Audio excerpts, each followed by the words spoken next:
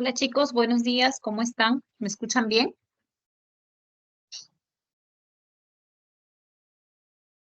¿Sí se Buenos me días, escucha? profesora, ¿sí se escucha? Buenos Ay, días, profe, muchas sí, gracias. todo bien. Hola, ¿cómo están? Gracias por responder. Bien, vamos a comenzar con nuestra clase. Les comento que en esta sesión vamos a trabajar el tercer componente gramatical que corresponde al componente semántico. Bien.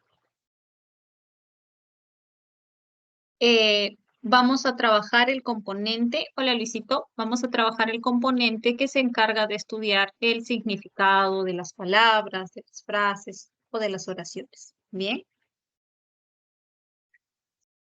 entonces, cuando hablamos del componente semántico, necesariamente vamos a hablar de algunas disciplinas que están vinculadas al estudio del significado de las palabras. Hablamos, por un lado, de la semántica, también tenemos la lexicología y la lexicografía. Estas tres disciplinas lingüísticas van a estudiar el significado de la palabra desde perspectivas diferentes. ¿Ok? Entonces, en primer lugar, tenemos a la semántica. La semántica es la disciplina lingüística que estudia el significado de los signos lingüísticos, que pueden ser palabras, frases y oraciones. Bien, eso es lo que va a estudiar, lo que va a describir la semántica. Por ejemplo, tienes la palabra orca. El BRAE te ofrece este significado, ¿no? Te dice de latín orca, es un cetáceo que llega a unos 10 metros de largo, con cabeza redondeada, cuerpo robusto, etc. Entonces, te está señalando las características de este signo lingüístico del español. Eh, Además de ello, la semántica te va a decir que esta palabra puede adquirir diversos significados según su contexto, ¿no? Puede tomar otro tipo de significados, otra interpretación según el contexto en el que se presente. ¿Bien?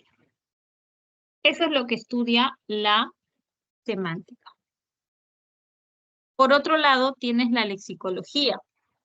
La lexicología lo que hace es estudiar la estructura y el funcionamiento del repertorio léxico de una lengua.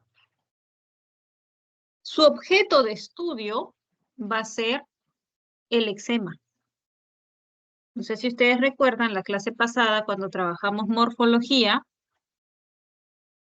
mencionamos que eh, la palabra estaba dividida en morfemas y uno de ellos era el morfema lexical llamado también lexema.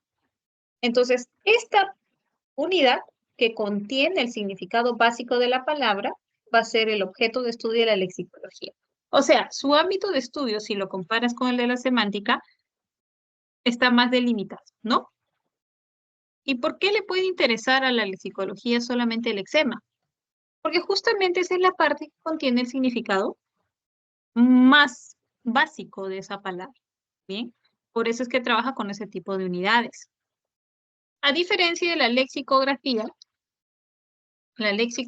lo que hace es, también es una disciplina de la lingüística, pero te estudia y describe cómo es que se elaboran los materiales léxicos. Bien, materiales léxicos que pueden ser diccionarios, pueden ser repertorios léxicos, vocabularios, glosarios. Bien, eso es lo que hace la lexicografía, lo que hacen los lexicógrafos. Bien, describir estos aspectos que en realidad son bastante importantes y no son una tarea sencilla, es algo complejo. Bien. Em, a ver, vamos a recordar un poquito cómo es la estructura de un diccionario. O sea, ¿cuál es la información que tú puedes encontrar en un diccionario?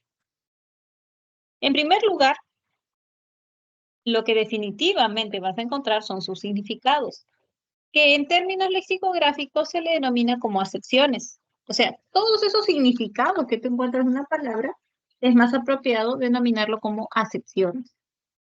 Estas acepciones se presentan numeradas.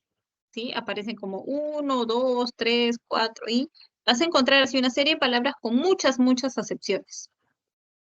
¿Qué otra información vas a encontrar, aparte de los significados de una palabra, en el diccionario?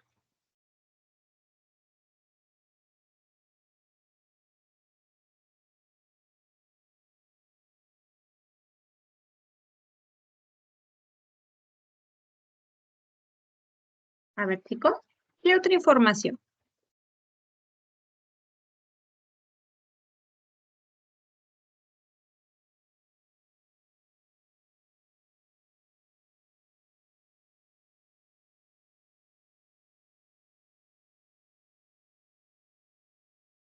¿Qué otra información? A ver,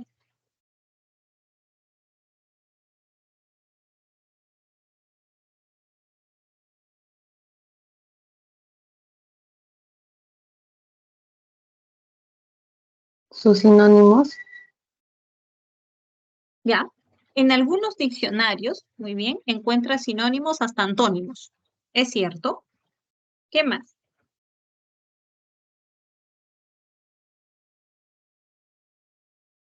¿Qué otra información? Sus distintas acepciones, parónimos. Ya. Algunos presentan parónimos, podría ser. ¿De qué palabra provienen? Muy bien. Esa información es de vital importancia, ¿no? El origen de la palabra, la etimología de la palabra. Un buen diccionario tiene que presentarte la etimología de la palabra, decirte de qué lengua proviene. Si es del inglés, si es del quechua, si es del francés, etcétera. Bien, eso tiene que indicar. Eh,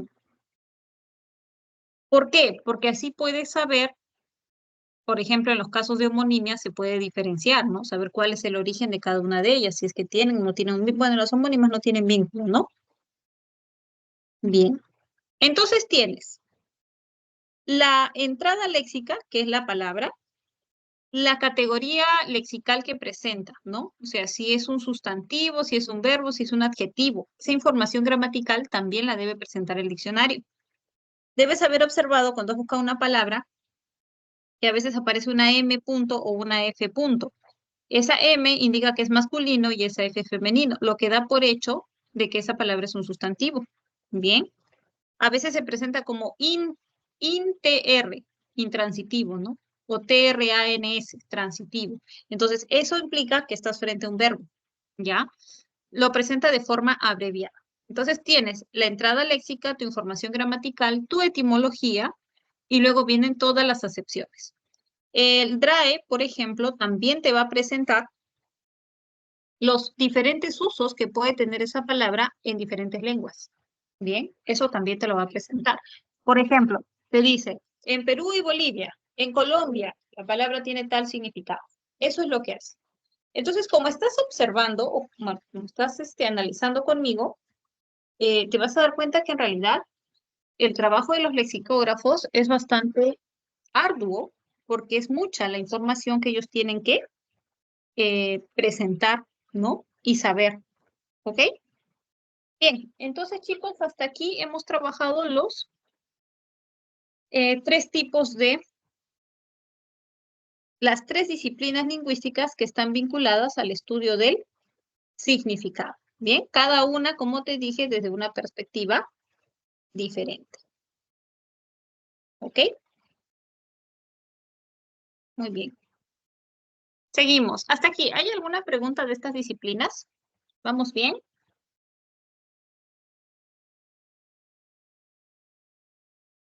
Todo claro, Sí, profesora. excelente. Ahora, para poder llegar al signo lingüístico, que es el objeto de estudio de la semántica, tenemos que revisar algunos aspectos que tienen que ver con el signo de manera general, ¿ok? ¿Por qué? Porque el signo lingüístico es un tipo de signo. Entonces, para llegar a ese tipo, a esa subclasificación, vamos a trabajar algo más amplio. Eso más amplio viene a ser el signo que es estudiado por la semiótica, ¿ya? La semiótica, chicos, es una ciencia que te estudia a todos los signos, a todos, ¿ok? No solamente a los que estudiamos en lingüística, sino a todo signo que puede existir va a ser estudiado o descrito por la semiótica. Claro que en lingüística nos vamos a centrar solamente en uno, insisto, es el signo lingüístico, ¿ok? Muy bien, luego tenemos aquí, entonces, el significado de lo que es un signo. Y te dice, un signo es un elemento perceptible que evoca o se refiere a algo diferente de sí mismo. Claro, tú por medio de un signo puedes llegar a saber a qué se está refiriendo. Hay tres tipos de signos que vamos a mencionar aquí. Tienes el icono, el índice y el símbolo. ¿Cuál es la diferencia? La diferencia entre ellos es el tipo de relación que presentan con respecto a lo que van a representar.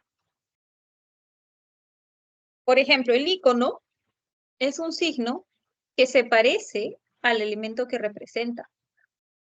Entonces, tú lo ves o lo escuchas y vas a saber a qué se refiere, porque se parece. Bien. Por ejemplo, cuando tienes un mapa es un icono. ¿Por qué? Porque se parece a la forma de un territorio. Por eso es un icono. Las onomatopeyas, ese toc toc, esa onomatopeya se parece al sonido que uno hace cuando golpea. Entonces se va a considerar también como un icono. Quizás estos sean los signos más fáciles de reconocer, ¿ya? Por ese tipo de relación que presenta. Luego tienes los índices.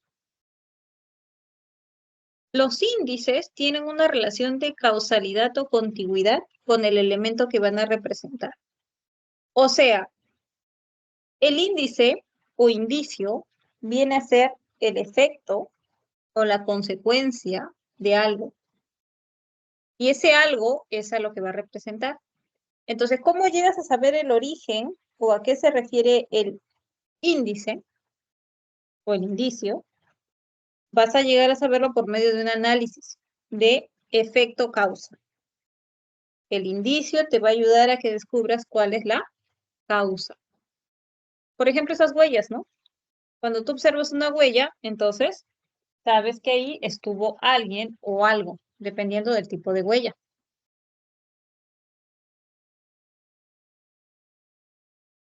Luego tienes el símbolo.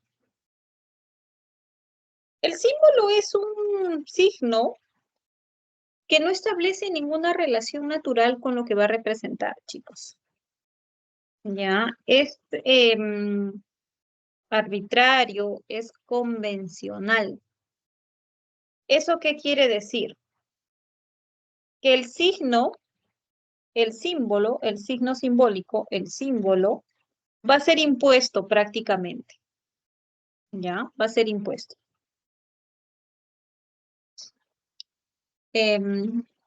Por ejemplo, ¿no? La paloma blanca. Cuando uno observa una paloma blanca, sabe que eso es símbolo de la paz, ¿no?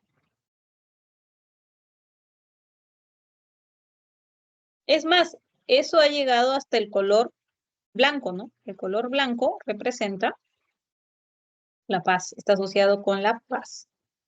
Pero no es porque hay una relación natural, ¿bien? No hay una relación natural ahí. Simplemente es algo que se estableció y todos lo aceptaron y se empezó a usar. Entonces es algo convencional. Se acepta por convención. A eso se refiere. Y es aquí, chicos, es aquí donde van a encontrar el signo lingüístico.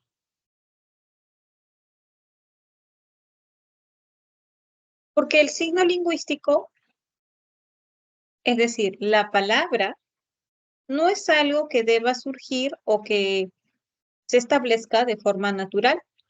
Tú no denominas al lápiz porque ese objeto se tiene que llamar lápiz, porque es así, porque es algo natural. No, no sucede de esa manera, ¿no? Ese elemento recibió esa denominación y ese término fue evolucionando con la lengua y quedó, y todos lo empleamos así. Eso es algo simbólico, algo arbitrario, algo convencional. Entonces, cuando hablamos de ya del signo lingüístico, nos referimos a un tipo de signo que viene a ser denominado como símbolo. ¿Por qué es un símbolo? Porque no existe una relación natural entre él y lo que está representando. Si hubiese una relación natural, entonces no existirían tantas lenguas, así de simple, ¿no?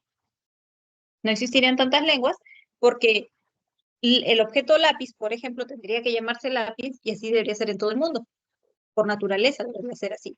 Es como, por ejemplo, cuando decimos que el perro ladra, ¿no? Claro, el sonido que hace el perro en todo el mundo, ¿no? En todo el mundo va a ser ese mismo sonido. Claro, en cada lengua lo representan de forma diferente, pero eso sí sería algo natural. En cambio, no sucede así con las palabras. Bien, dicho esto, podemos ya trabajar un poco de lo que es el signo lingüístico. Mira cómo ya estamos delimitando, ¿no? Te dice, es la unidad del código lingüístico que está formada por el significado y el significante. El signo lingüístico, chicos, se puede entender de forma más específica como palabra, ¿ya? Como palabra. Así lo puedes denominar. Ahora, ¿cuáles son las características que va a presentar? Pues ahí las tienes. Es simbólico lo que hemos mencionado, ¿no? Convencional o arbitrario. Presenta doble articulación. A ver, ¿a qué creen que se refiere esa característica, chicos?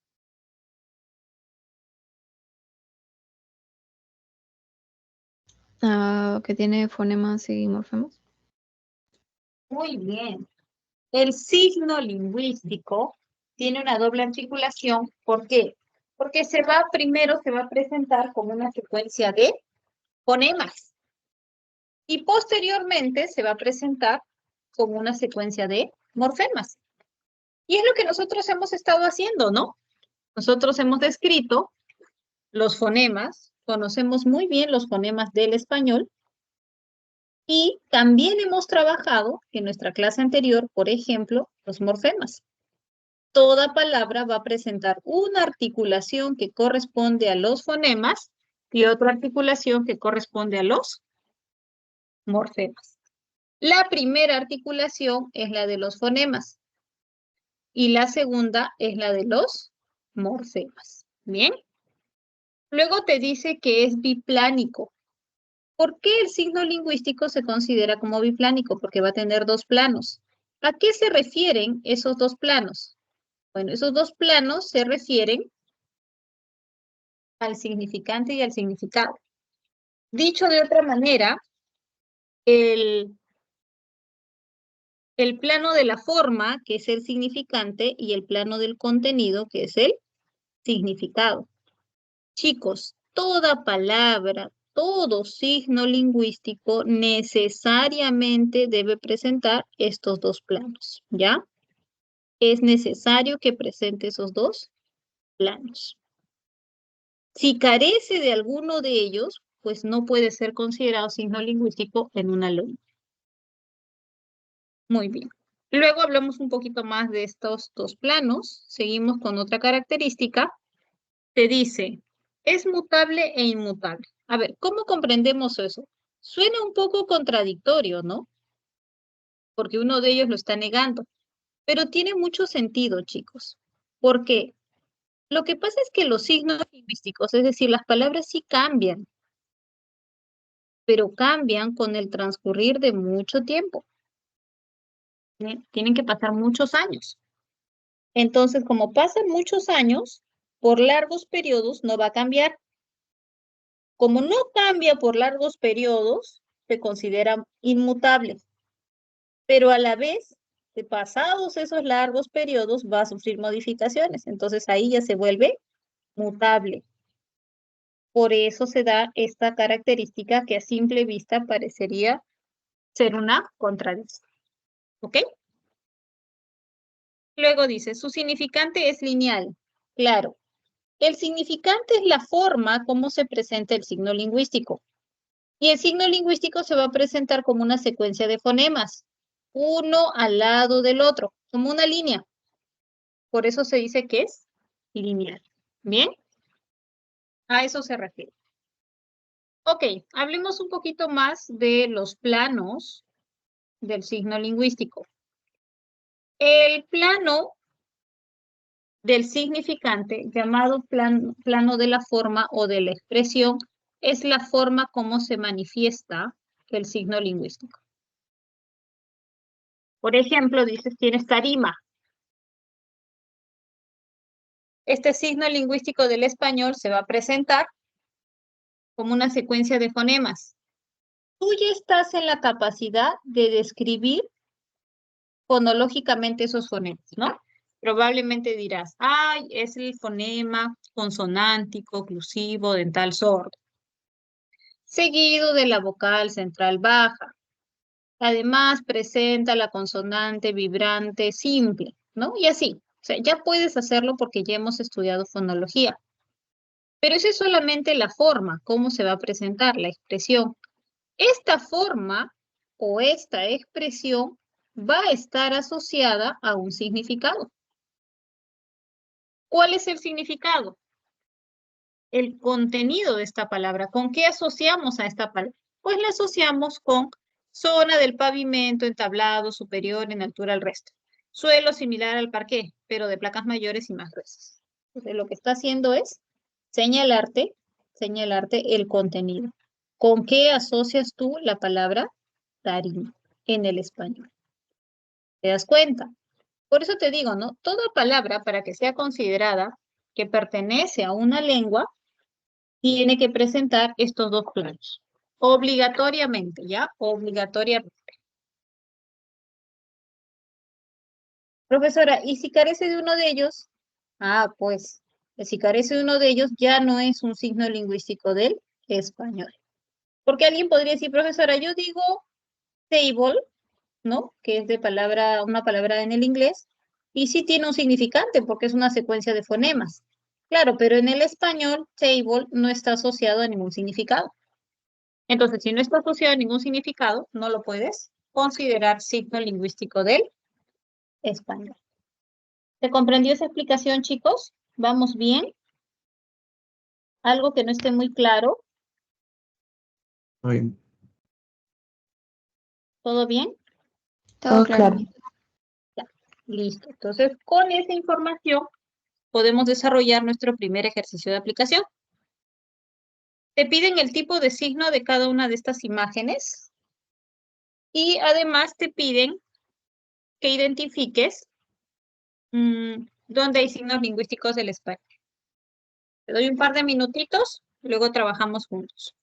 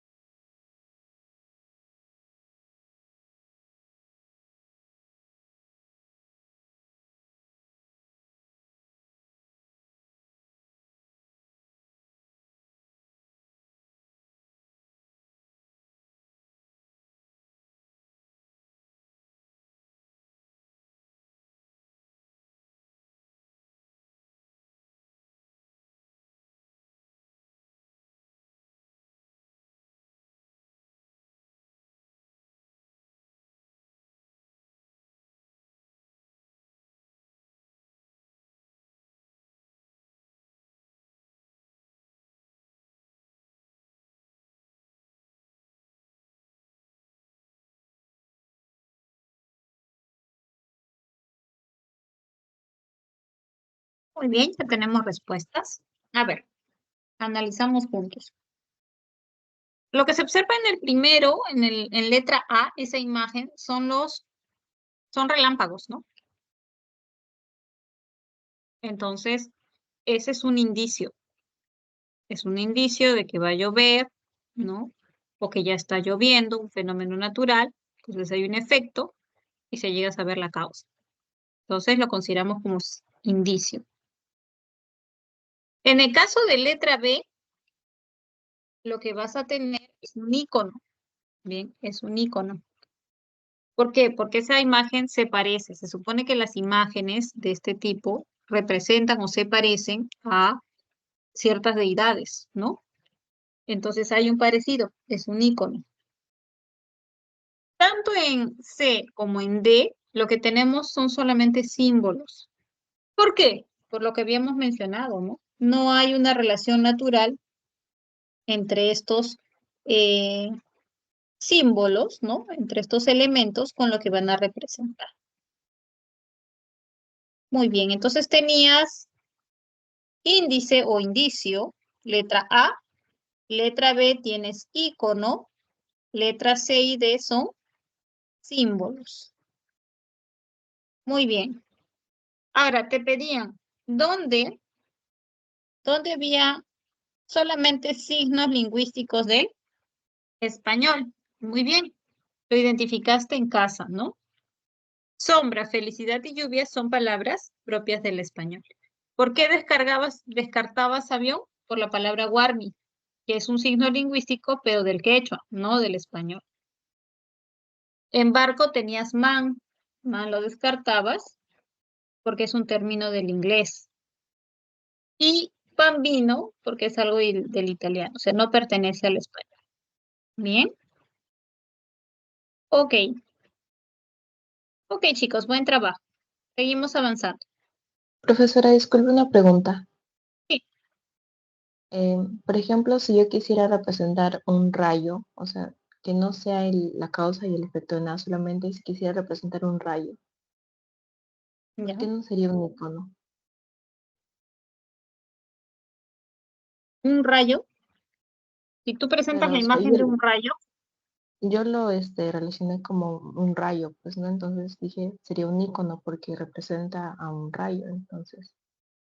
pero eso no representa un rayo, porque es algo natural, no es algo elaborado. ¿Te Entonces, das si cuenta? fuera O sea, representación, ah, ya, ok. si tú dibujas un rayo, sí, es un icono, pero lo que observas ahí es la foto del fenómeno natural. ¿Te das Ok, cuenta? profesora. Sí, Claro, si gracias. tú haces el dibujito del rayo, ese es un icono, porque se parece al rayo. Pero en este caso no, es la foto del fenómeno natural, ¿ya? Entonces se analiza desde otra perspectiva.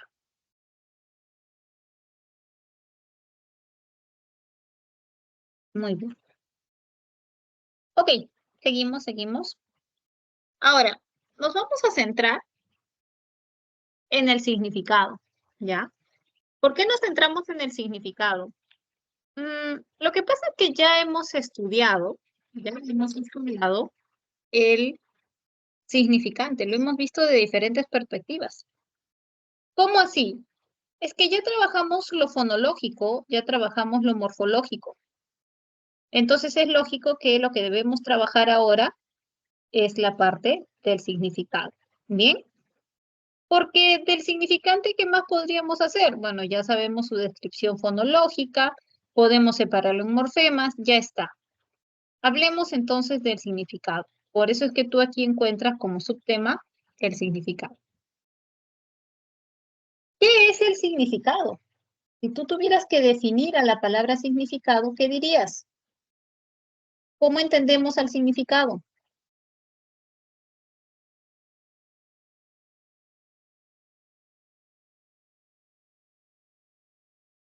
¿Qué será el significado, chicos? O sea, ¿cuál es el significado de la palabra significado? Eso es lo que te están preguntando. Concepto de una palabra. Ya, es el concepto. ¿Y qué es un concepto? No me digan significado. Una descripción. Ya, muy bien, profesora, es una descripción. Es un conjunto de características, ¿no? Que se asocian a un término. Por ejemplo, si yo te pido que me des el significado de perro, claro, no te pido que lo busques en el diccionario. Si te pregunto a ti, a ver, ¿cuál es el significado de perro? Entonces tú inmediatamente vas a empezar a describirlo, ¿no? Probablemente lo primero que dirías es que es un animal. Y vas a decir animal, mamífero, ¿sí? Probablemente dirías que es un mamífero. ¿Qué más vas a indicar? ¿Qué más indicarías del perro? Cuadrúpedo. Cuadrúpedo, ya. Tiene 4 patitas, muy bien. ¿Qué más? ¿Qué característica podríamos decir del perro que lo diferencie, por ejemplo, del lobo? Doméstico. Muy bien, excelente. Con eso ya sabemos que no puede ser el lobo, ¿te das cuenta? Exclusivamente te refieres al perro. En el diccionario te dice, ¿no? Que el perro es un animal de la familia de los cánidos, ¿no? Y que efectivamente te da esa característica que mencionó su compañerita, que es doméstico. El perro es un animal doméstico. Bien. Bueno, ¿qué es lo que estamos haciendo? ¿Qué es lo que hace el diccionario?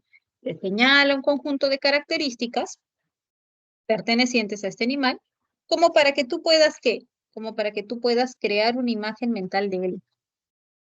Al crear una imagen mental de él, lo que haces es eh, comprenderlo, ¿bien? Comprender a qué se refiere. Los significados, chicos, a la larga o a la corta, son en realidad imágenes mentales que tenemos nosotros de los signos lingüísticos. Por ejemplo, si yo les digo, chicos, hoy día cuando fui a comprar el pan temprano, vi a un perro en la calle. Yo no les estoy diciendo cómo es el perro, pero yo sé que cada uno de ustedes en su mente ya formaron una imagen de ese perro. Para algunos les vino la imagen de un perro flaco, color mostaza. Ya. Algunos, otros de repente un perro pequeño, blanco, de alguna raza en particular. ¿Te das cuenta? No importa la imagen mental que hayas tenido de perro, pero todos comprendieron a qué me refería. ¿Te das cuenta? Entonces, cuando Saussure plantea esta teoría, porque esta teoría que manejamos de que es biplánico, todo es planteado por Saussure, él sostiene pues que el significado es una imagen mental. Incluso cuando él hablaba del significado dibujaba, ¿no? Dibujaba un elemento. Porque para él el significado era una imagen mental. Y si analizamos desde ese punto de vista, sí, nosotros vamos a tener imágenes mentales y cuando lees el significado de un término que no conocías, en tu cerebro empiezas a imaginar, a crear la imagen.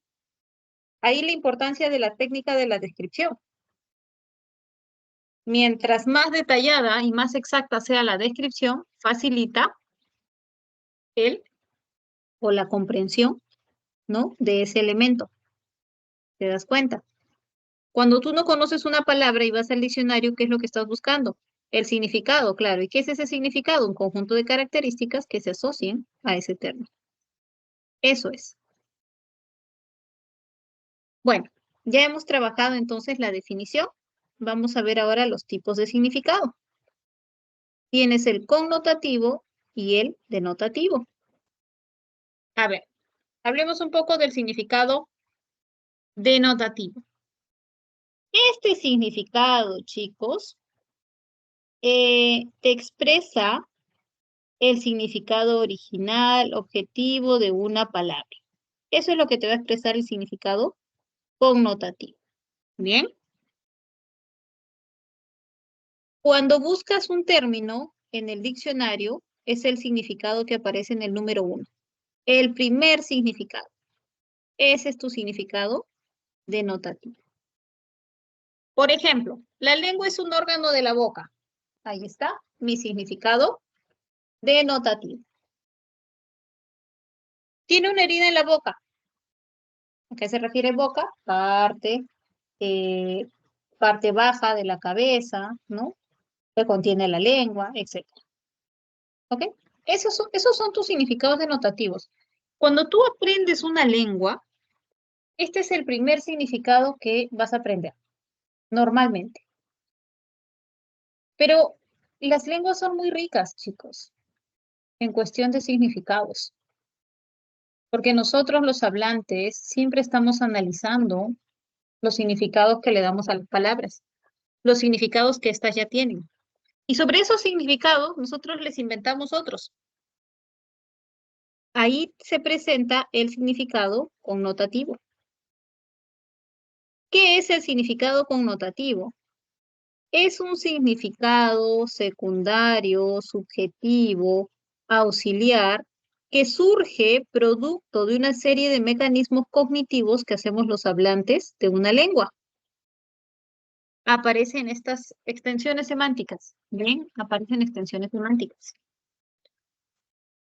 Por ejemplo, no eches en saco roto mi sugerencia.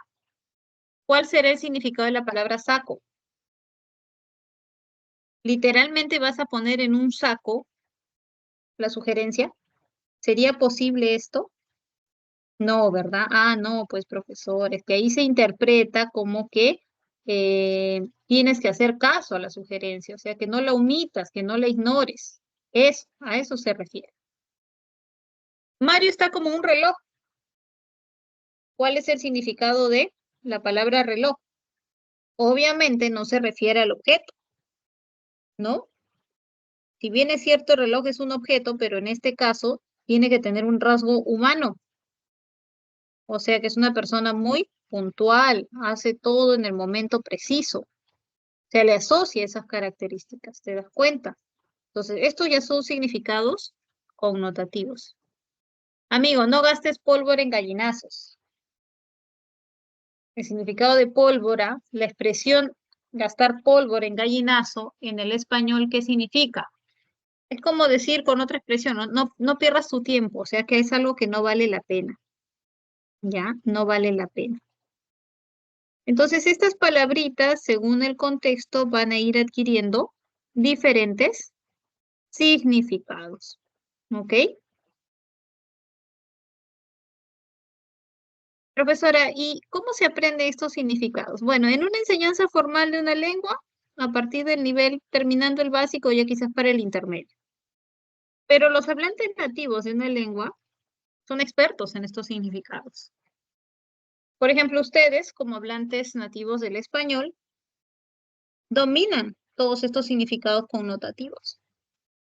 Claro, no van a ser todos, porque hay expresiones que de repente ya quedaron en desuso, pero la gran mayoría sí los pueden interpretar, ¿no? Muy bien. Ok, seguimos. Hasta aquí, ¿hay preguntas, chicos, de estos significados? Todo claro, profesora. Muy bien. Profesora, ¿y yo cómo puedo saber el significado exacto de una palabra? Bueno, ahí aparecen dos factores que te van a ayudar a que puedas determinar a qué se refiere exactamente una palabrita. Estos dos factores se denominan el contexto y la situación.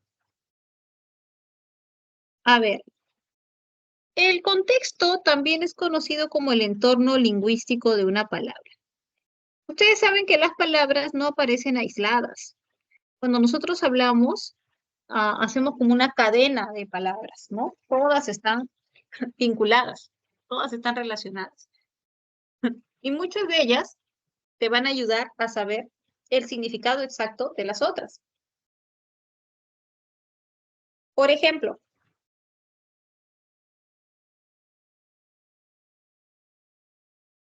cogí una rama del árbol. Si yo te pregunto, ¿cuál es el significado de rama? ¿Qué me dirías? Bueno, profesor, es que en este contexto significa una hoja. Es una parte del árbol. ¿Cómo lo sabes? Porque dice árbol. ¿Te das cuenta? La palabra árbol te ayuda a saber cuál es el significado de rama.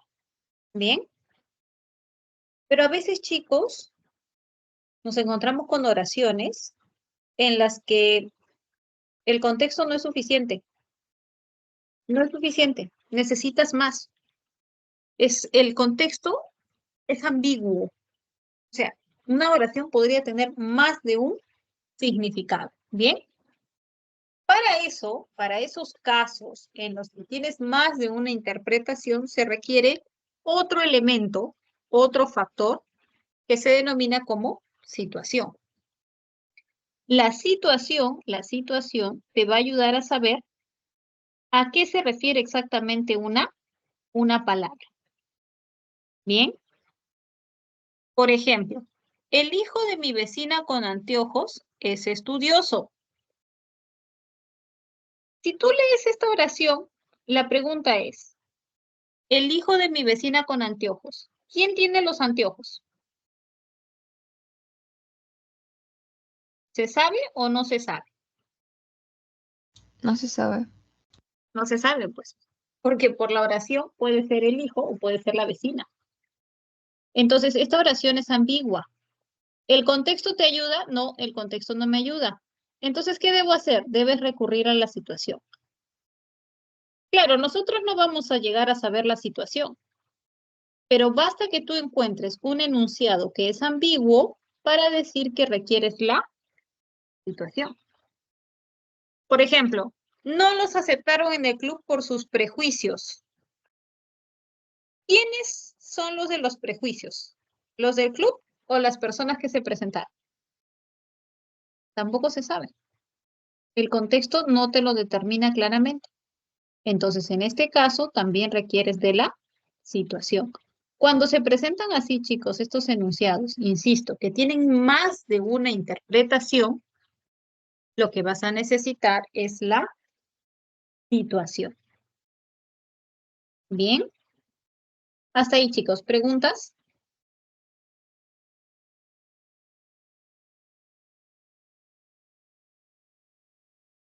¿Se comprendió? Todo Todo claro, claro, profe. profesora. Muy bien. A ver, tienes un segundo ejercicio de aplicación. Te voy a dar unos minutos para que puedas desarrollarlo. ¿Ok?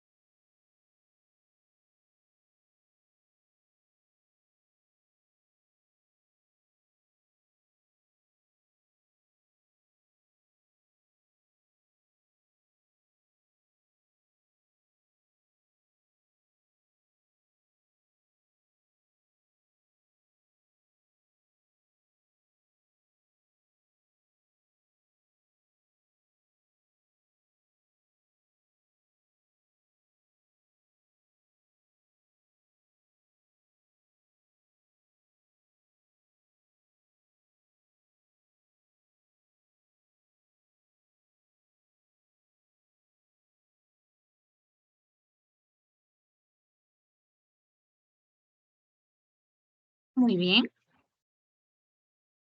Tiempo suficiente. Veamos.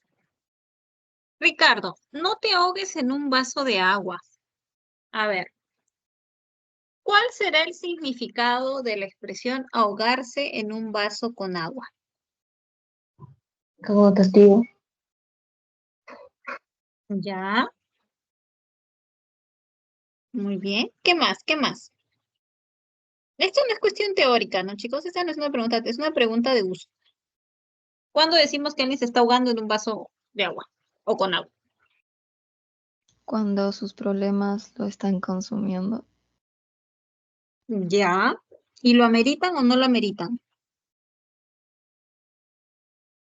No, ¿verdad? No lo ameritan. O sea, cuando tú, por ejemplo, te quejas de tus problemas, no vives conforme, ¿no? Y te dicen, te estás ahogando en un vaso de agua, quiere decir que realmente estás haciendo algo más grande de lo que es, ¿no? No merita tanto sufrimiento, tanto padecer. A eso se refiere, ¿ya? Entonces aquí tienes un significado, obviamente, connotativo.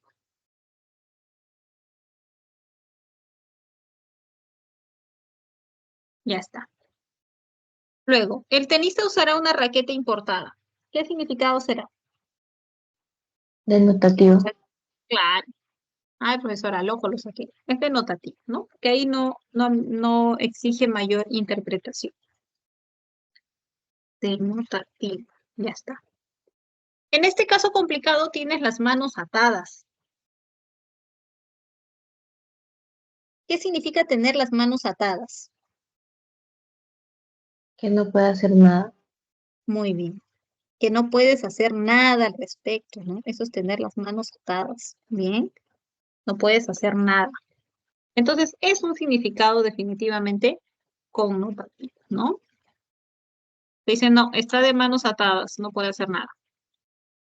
Última, ese potaje huancaíno es muy sabroso. Denotativo. Denotativo. Claro, este es denotativo, ¿no? Denotativo. Muy bien. Acá lo que te pedían era el factor. A ver. Andrés le entregó su casaca a Luis. ¿Qué necesito? ¿La situación o el contexto suficiente? La Sí. situación. Ya. ¿Por qué necesito la situación? Porque no sé si la casaca es de Andrés o si es de Luis. Ah, no se sabe, profesora, a quién le pertenece la casaca. Entonces vamos a poner ahí. Voy a poner aquí, necesito la situación. Ya está. Colocaré estas rosas rojas en ese florero. Contexto. Claro, el contexto, ¿no? ¿Se entiende? No exige mayor interpretación. Entonces va a ser tu contexto. Contexto. María Isabel encontró la copa rota.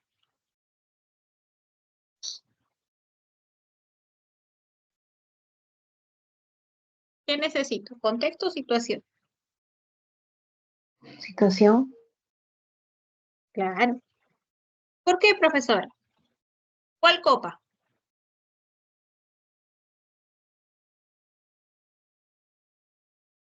¿Cuál copa? Tiene más acepciones la Claro, copa. claro. Puede ser la copa, el objeto que usamos para beber normalmente algún licor, ¿no? O puede ser la copa, que es como un premio, bien. Entonces, requiero la situación. No sé a qué se refiere. Y luego tienes, el cura celebrará la misa dominical. Aquí sí el contexto es suficiente para saber a qué se está refiriendo. Bien, chicos, entonces hasta aquí hemos trabajado em, lo que corresponde al signo lingüístico y específicamente al significado. ¿Bien? ¿Qué pasó, Nayeli? ¿Qué pasó?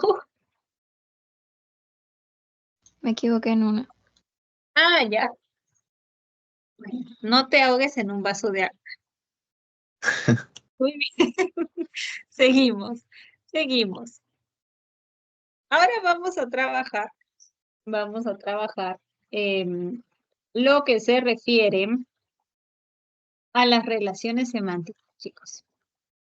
Que nosotros podemos establecer relaciones entre las palabras o entre los significados de ellas.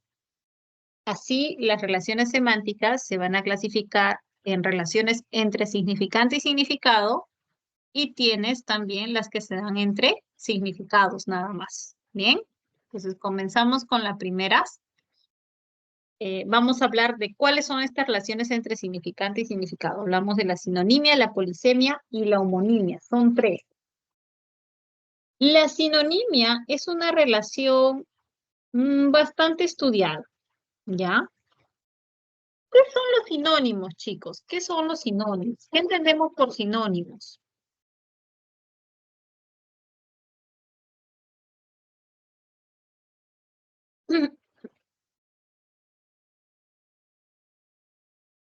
Chicos, ¿qué serán los sinónimos? Distinta escritura, pero semejante significado. Muy bien. Profesora, son palabras que lo que tienen en común es un significado, o sea, su significado es muy, muy parecido. Esos son los sinónimos. Palabras con significados parecidos. Bien, muy bien. Esta es la primera relación semántica que estudiamos, chicos, desde nuestra etapa escolar. No sé si ustedes lo recuerdan. Tus primeros acercamientos a la semántica estaban relacionados con este tema, ¿ya? ¿Por qué es importante practicar o estudiar o aprender sinónimos? Porque los sinónimos te ayudan a ampliar tu vocabulario, ¿no? Y también vamos a encontrar palabras que según el contexto que presenten van a ser más precisas que otras, a pesar de tener un significado muy, muy parecido. ¿Bien? Claro, no decimos que es el mismo significado, porque siempre va a haber algunas características que los diferencien, ¿ok? Pero sí van a tener como un contenido de fondo común. ¿Sí? Por ejemplo, ¿no? Tienes aquí bisoño, aprendiz, inexperto, novicio, novato. Esas tres palabras tienen en común el rasgo de tener poca experiencia sobre algo, ¿no? Eh, Tienes también aclamar, ovacionar, loar, vitorear, exaltar. O indefenso, abandonado, desvalido, desamparado. Entonces, estos son algunos ejemplos de palabras que comparten muchos rasgos en común en cuestión de sus significados. Bien. La relación se denomina sinonimia y las palabras que presentan esta relación se denominan sinónimas. Bien. Ok, seguimos. La polisemia, yo digo que la polisemia es la relación semántica opuesta a la sinonimia. ¿Por qué? Porque mientras la sinonimia eran varios significantes con un significado, ¿no? La polisemia es lo contrario, son varios significados para un significante. Entonces tú vas a tener una palabra, un significante, que puede tener varios significados. Eso es la polisemia, por eso se llama polisemia, varios significados, polivarios, sema, significados. Por ejemplo, mira la palabra cañón. Mira cuántos significados te ofrece el diccionario de esta palabra. Son 16. ¿Mm? Primero te dice, despedir aire con violencia por la boca, alargando los labios un poco abiertos por su parte media. Hacer que los fuelles u otros artificios adecuados arrojen el aire que han recibido. Dicho del viento, correr haciéndose sentir. Apartar algo. A ver, ¿me dan un minuto, chicos? Un minuto, por favor.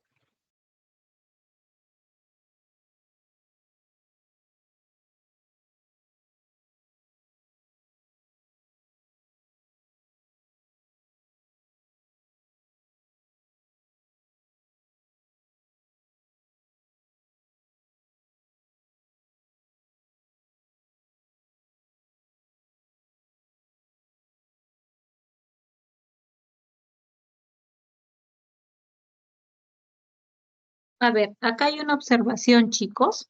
La palabra no es cañón, ¿ya? Hay que hacer una corrección. La palabra es soplar. Soplar. ¿Bien?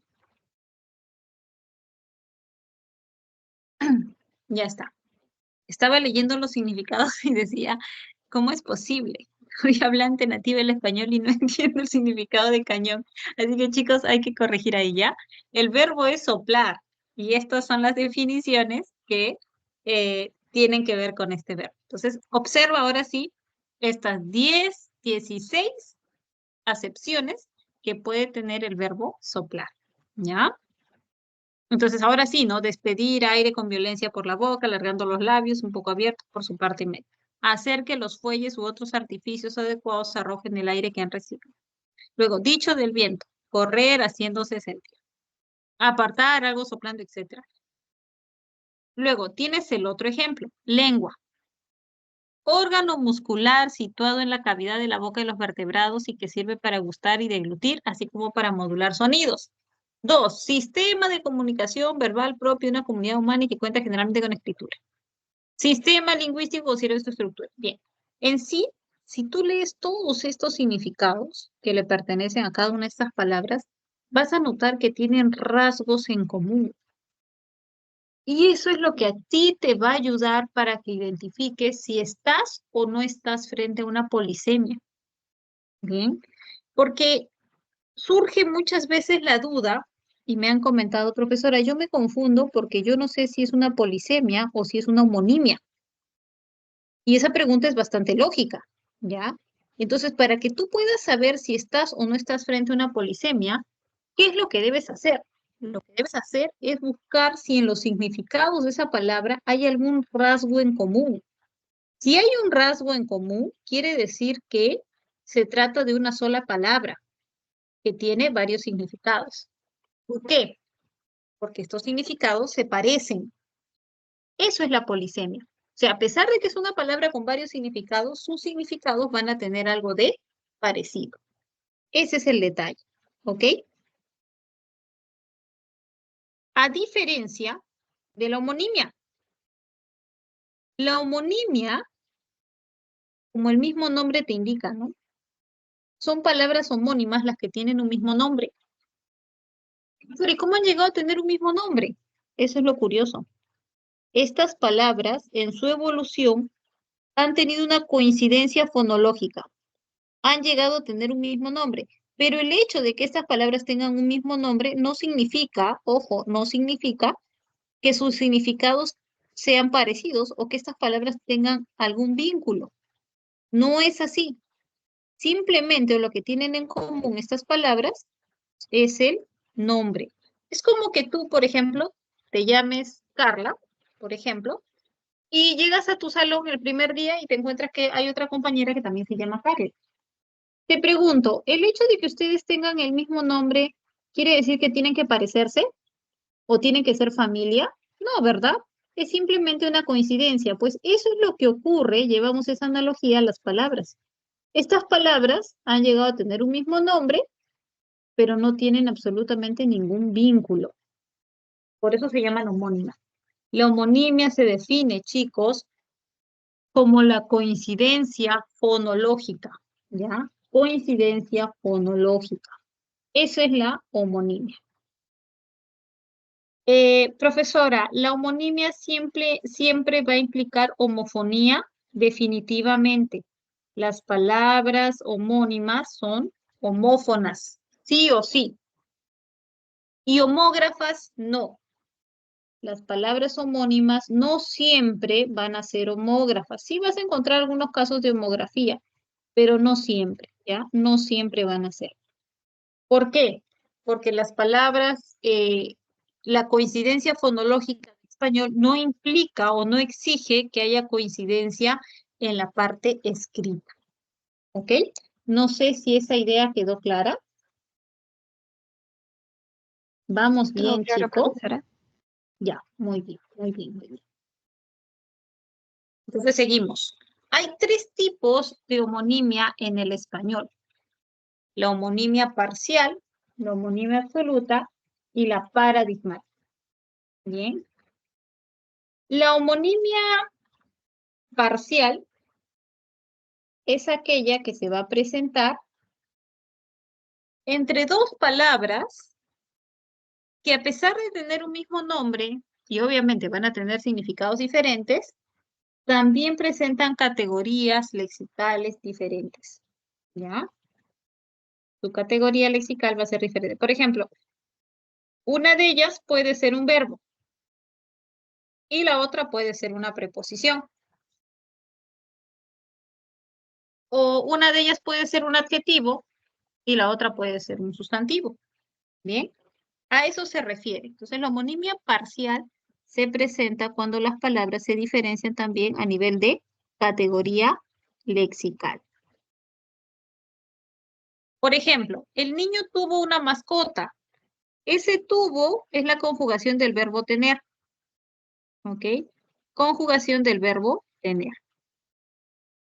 Traje un tubo de plástico. Ese tubo ya no se refiere a la conjugación del verbo. Ese tubo se refiere al sustantivo. ¿Ok? Muy bien. Tienes también, él me entregó un sobre. Un sobre. Ese sobre es un sustantivo. Y tienes, Elena colocó las hojas sobre la mesa. Ese sobre es una preposición. Entonces ahí estás observando la diferencia. Bien, la diferencia de las categorías entre estas palabritas. Luego tienes una homonimia absoluta. Aquí ya hay coincidencia, no solamente fonológica, sino que estas palabritas han llegado a coincidir lexicalmente, o sea, tienen la misma categoría. Por ejemplo, fuimos compañeros de aula. Ayer fuimos a la playa. Ese fuimos, en el primer caso, es conjugación del verbo ser. Y en el segundo caso es conjugación del verbo ir. Bien. Entonces tienes dos casos que son, hay coincidencia lógica, pero se refieren a acciones diferentes. Ahora, ambos son verbos, o sea, comparten la misma categoría léxica. Luego tienes la homonimia paradigmática. La homonimia paradigmática se presenta cuando siempre lo vas a encontrar en verbos conjugados, ¿ya? Cuando estos verbos se diferencian en persona o en aspecto. Por ejemplo, estudiamos la lección en este momento. Ese es un aspecto imperfectivo porque la acción se está desarrollando ahora. Pero tienes también, ayer estudiamos la lección. ¿Eso qué implica? Que la acción ya se hizo en el pasado. Bien, se concluyó en el pasado.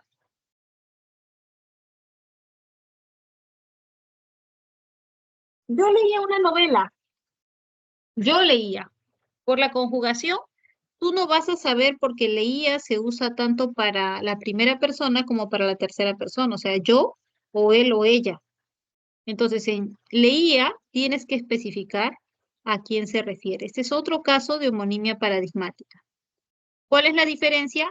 La persona. Bien, la persona.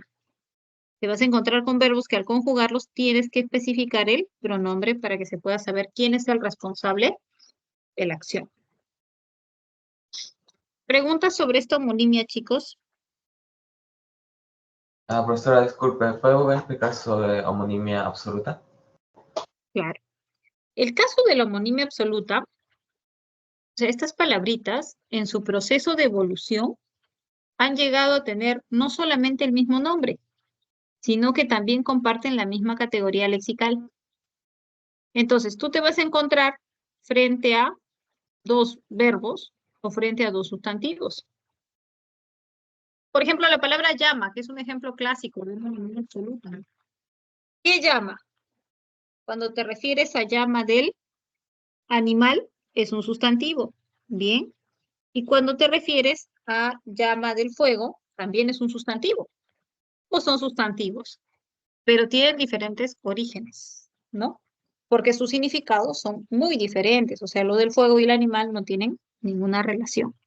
Entonces, la homonimia absoluta se presenta cuando las palabras no solamente tienen el mismo nombre, sino también ya comparten la misma categoría lexical. Por eso se presenta el caso de estos dos verbos.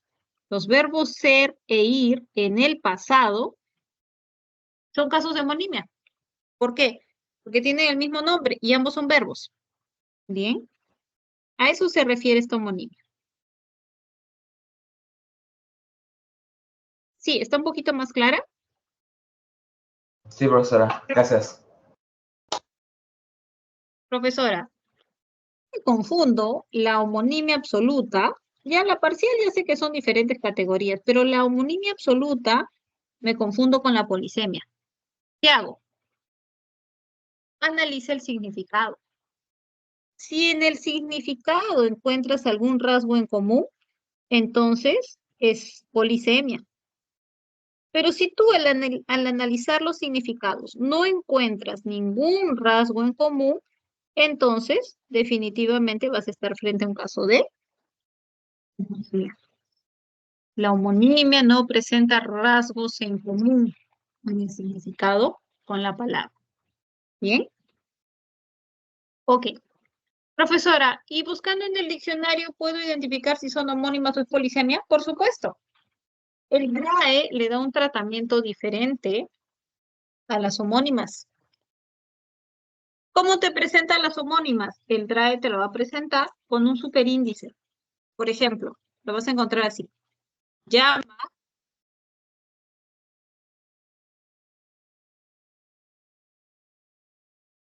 a ver, creo que no tengo aquí la opción. Ujú, no tengo superíndice aquí.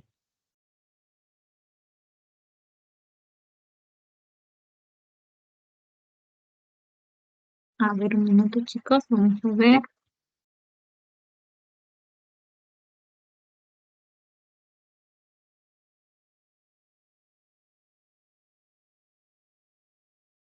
Sí, no tengo la opción. Bueno, te lo va a presentar con un superíndice, ¿ya? Te va a poner un número 1 pequeñito en la parte superior y para el otro término que es homónimo te lo va a colocar como llama, por ejemplo, y vas a tener un número 2 como superíndice, o sea, un número pequeño.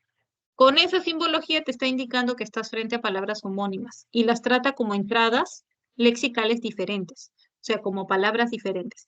En cambio, la polisemia no. En la polisemia, tú vas a tener, por ejemplo, la palabra sierra y va a comenzar así. Uno, vas a tener significado, luego va a aparecer dos, luego va a aparecer tres y así, porque es una sola palabra, ¿ya? Entonces, el diccionario tiene un tratamiento diferente para las homónimas y para las em, polisémicas. Ok, tenemos un tercer ejercicio de aplicación. En la primera te piden que identifiques, en ambas te piden que identifiques las relaciones semánticas, ¿bien? A ver, tienes un par de minutos.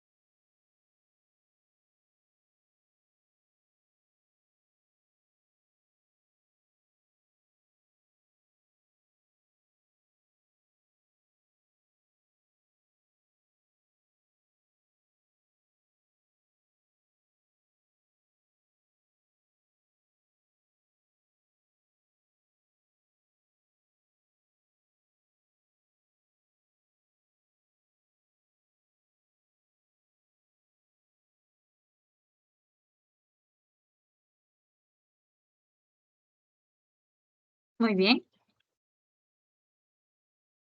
A ver. Dice, en el enunciado, señorita, me dieron un vale para comprar en este supermercado, por lo que le pido que me informe cuánto vale este juego de ollas.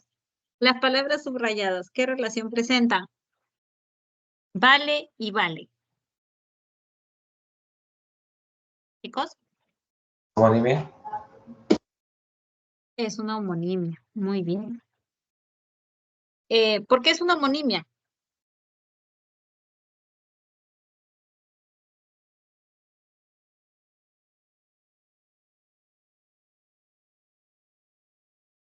¿Por qué será una homonimia? ¿Por qué no comparten significado? Ya, no tienen rasgos en común en el significado, ¿no? Y aparte que puedes ver la diferencia gramatical, ¿no? En el caso de la polisemia, tienen que tener la misma categoría gramatical porque es una sola palabra. En cambio, aquí se ve la diferencia. Un vale es un sustantivo y cuánto vale está como verbo. Bien. Ok, entonces tenías homonimia. Luego tienes, Enrique, haz una figura en el haz de esta hoja de la higuera. Las palabras subrayadas. ¿Qué relación presentan? Homonimia parcial. Haz. Muy bien, porque haz del verbo hacer y haz es un sustantivo. Entonces, este es un caso de homonimia parcial. Muy bien.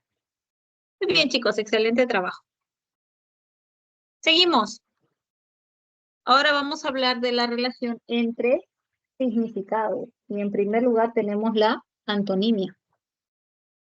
¿Qué es la antonimia, chicos? La antonimia se presenta cuando hay oposición, contrariedad, ¿no? Exclusión de significados. Esa es la antonimia. Tenemos en el español dos tipos de antonimia, la gramatical y la lexical. ¿Cuál es la diferencia? La antonimia gramatical se presenta cuando se usa un mismo lexema, pero el opuesto se establece insertando un morfema derivativo de negación. Bien, un morfema derivativo de negación. Por ejemplo, ¿no? Si existe feliz, el antónimo será infeliz. Y usé el mismo lexema, solamente le puse un morfema derivativo de negación. Si existe real, el antónimo es irreal. Si existe mutable, formas inmutable. Entonces, ¿por qué se llama gramatical? Porque la oposición se marca por medio de la inserción de un morfema gramatical, que ya sabes que es un derivativo. ¿Ok? Luego tienes la antonimia lexical. Esta antonimia presenta oposición de significados, ¿ya? Oposición de significados en los lexemas. O sea, acá ya no usas morfemas derivativos, acá usas un lexema diferente para indicar la oposición. Hay tres tipos de antonimia. Tienes la de antonimia lexical, la complementaria, la propia y la recíproca. A ver, la antonimia lexical complementaria implica una exclusión total. O sea, es uno de estos dos términos, porque uno va a excluir totalmente al otro. Bien. Por ejemplo, tienes guerra y paz. Si hay guerra, no hay paz. Si hay paz, no hay guerra. Uno excluye al otro. Odio, amor. O bueno, o tú amas a alguien o lo odias, pero no puedes amar y odiar a la vez. Uno excluye al otro. Lealtad, traición. O eres leal o eres un traidor. No puede ser ambos. Bien, esa es la idea de la antonimia lexical complementaria. La propia o gradual es aquella que se presenta entre los términos que se oponen de una gradación, o sea, has pasado por niveles. Bien, has pasado por niveles. Por ejemplo, pequeño grande. De pequeño a grande se pasó por mediano. Bien, se pasó por mediano. ¿Tienes frío o caliente? pasó por tibio. O tienes alto bajo, pasó por mediano. Muy bien, a eso se refiere. Luego tienes la antonimia recíproca. En este caso, uno va a implicar al otro. No hay nada de exclusión, es más, puede ser ambos a la vez. Por ejemplo, si hay un vendedor, es porque existe un comprador. Si hay una madre, es porque existe el significado de hijo. Si hay un abuelo, es porque hay un nieto. Si hay un hablante, es porque tiene que haber un oyente. Esa es la lógica o la relación que van a presentar estos antónimos. Bien. La diferencia fundamental con la complementaria es que mientras la complementaria excluye, la recíproca puede implicar y puede ser ambos a la vez, lo que no es posible ni en la complementaria ni en la propia. Bien. Luego tenemos inclusión de significados. 3 relaciones, mira. Tienes hiponimia, hiperonimia y cohiponimia.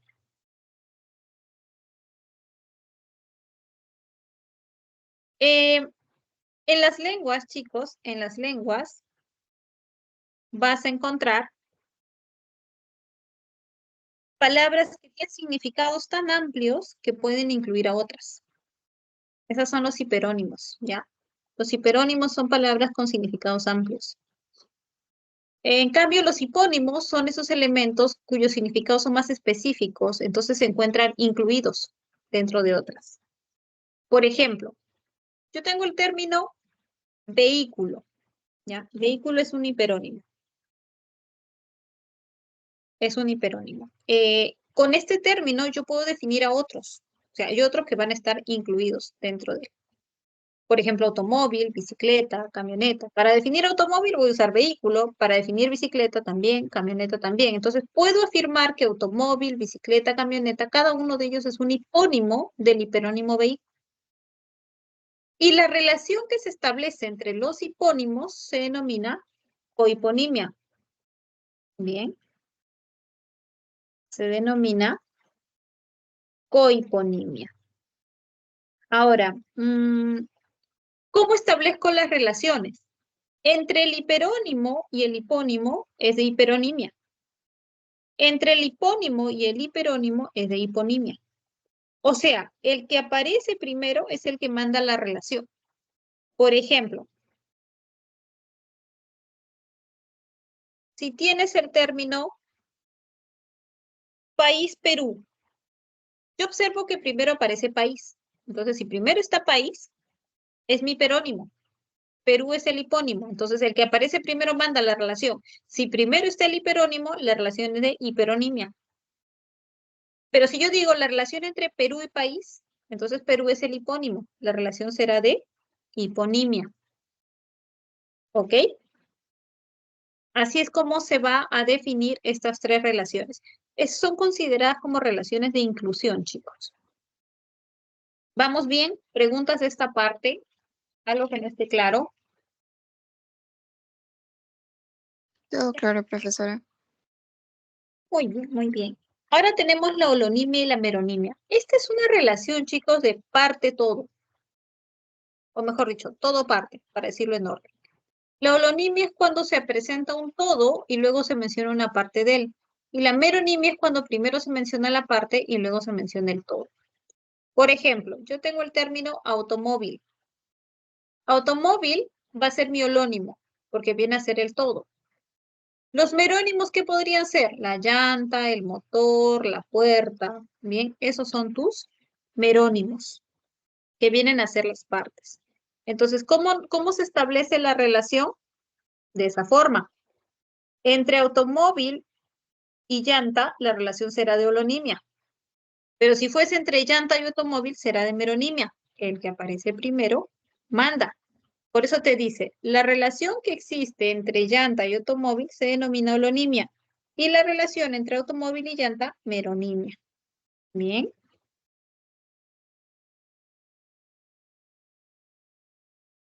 Siempre debes considerar el primer elemento que se va a presentar. Por ejemplo, si yo tengo la relación entre hoja y planta. Entre hoja y planta, mi relación va a ser de meronimia, porque primero está mi merónimo. Pero si tú dices entre planta y hoja, entonces va a ser de holonimia. Primero está tu holonimio. Listo. Hasta ahí, nos piden en nuestro último ejercicio de aplicación el tipo de relación semántica que se presenta entre las palabras que están subrayadas. A ver, tienes 2 minutitos.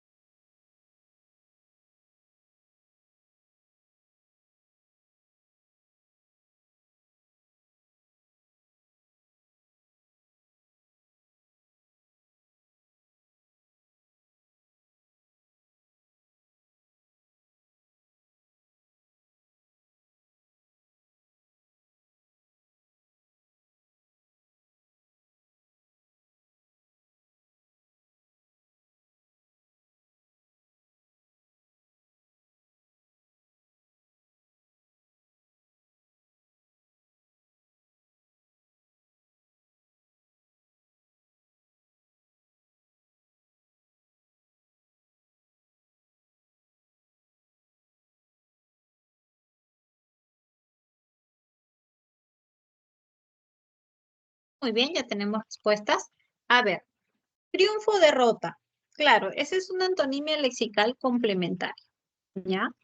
Vamos a ampliar un poquito aquí. Simplemente voy a poner complementaria. Ya ustedes saben que es antonimia, ¿ya? Complementaria. Antonimia. Vamos a ponerle la A mejor.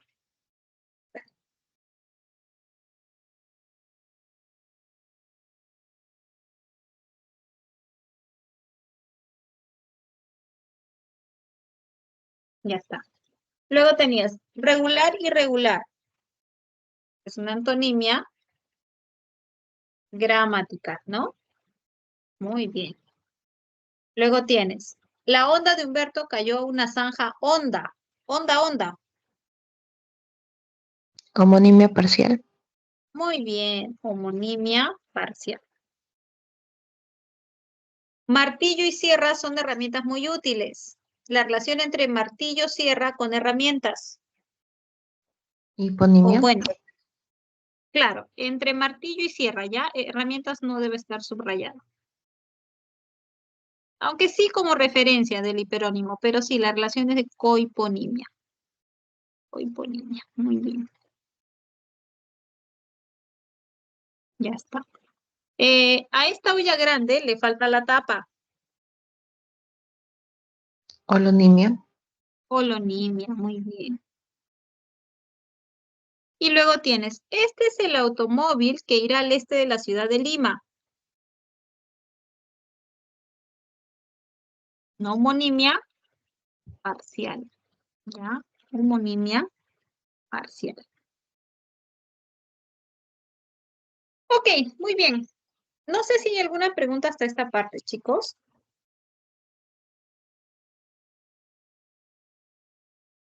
Todo claro. Ya, entonces vamos a compartir las preguntas seleccionadas, ¿ok?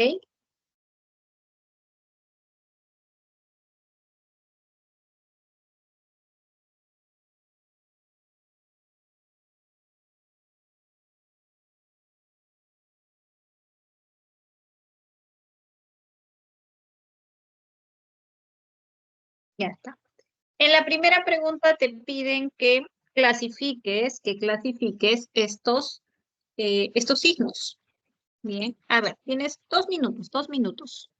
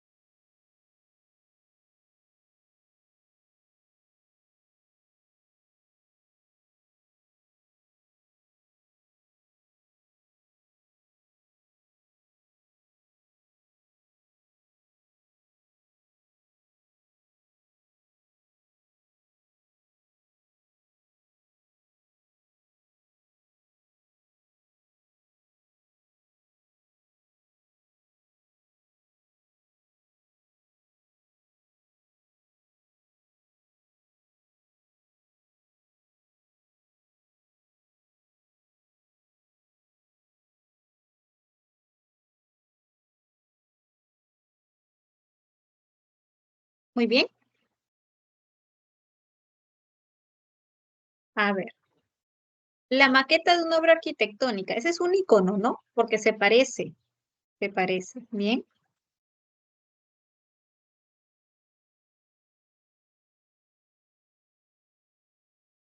Ya está. Las huellas dejadas por los animales. Ese es un índice.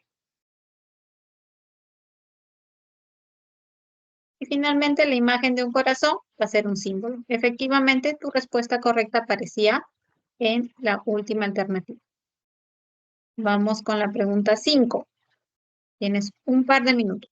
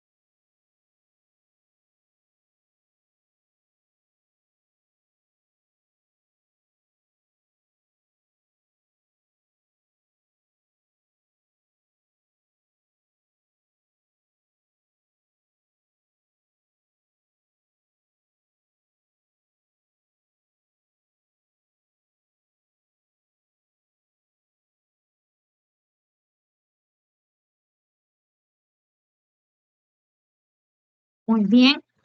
A ver, tenemos significado connotativo. Había mucha gente en la Alameda de ese distrito. No, ese es denotativo. Las hojas de esta planta están cubiertas. Eso también es literal el significado. Pero a Leonardo lo dejaron con la miel en los labios. Este era un significado connotativo. ¿Qué quiere decir tener la miel en los labios? O sea, que te quedaste con ganas de hacer algo. Bien. Vamos con la siguiente preguntita, la pregunta 8. Te piden que clasifiques los casos de antonimia. A ver, 2 minutitos.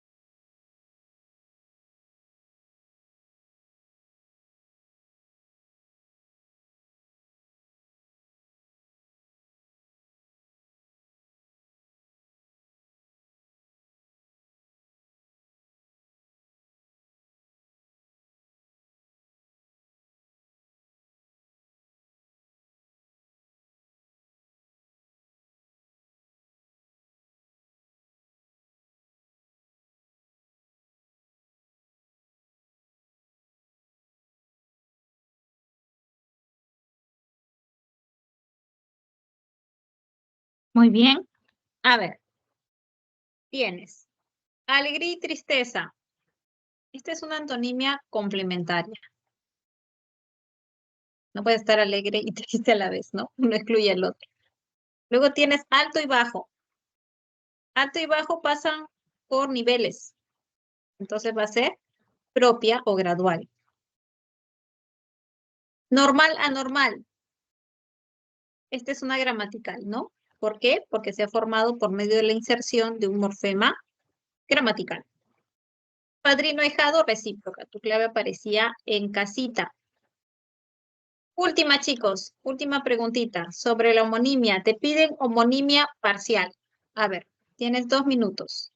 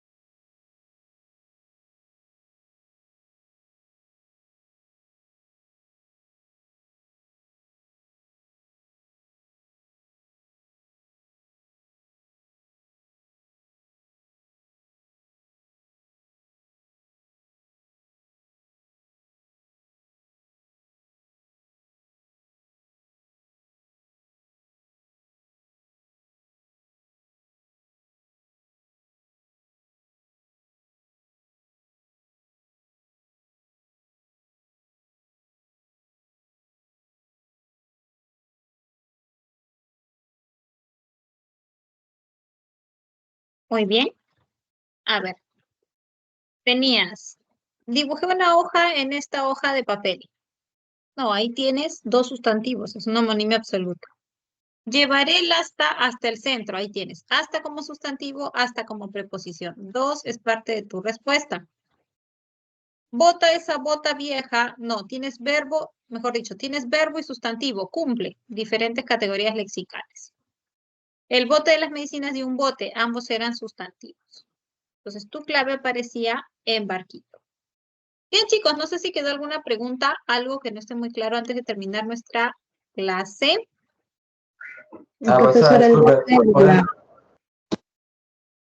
A ver, a ver, nuevamente. en la cuarta proposición, bote, el último bote no sería como un verbo. No. Cuando tienes determinante como un, el, esto siempre es un sustantivo. Ah, ok, gracias. Ujú. ¿Había otra duda? profesora, justo pueden volver a explicar por qué el Atlas si no puede ser A4. Es que no entendemos bien esa parte. Ya. ¿Cuál de nuevo? ¿Cuál explicó No, nuevamente? justo en la 10, la 3 y la ¿La 4. 10? ¿Por qué Ya. la 3? ¿Por qué la 3? Porque mira, dice, bota esa bota vieja. Bota es la conjugación del verbo botar. Es verbo. Y luego decía bota vieja. Esa bota vieja, bota es un sustantivo.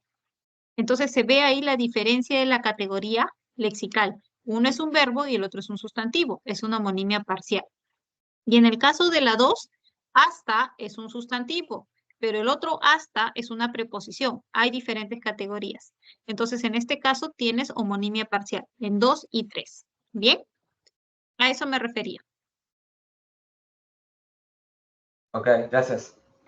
Ok, chicos, entonces hasta ahí trabajamos por hoy. Les agradezco mucho su asistencia, su participación. Nosotros nos encontramos la próxima semana ya para iniciar el componente sintáctico. Cuídense muchísimo, que Dios los bendiga.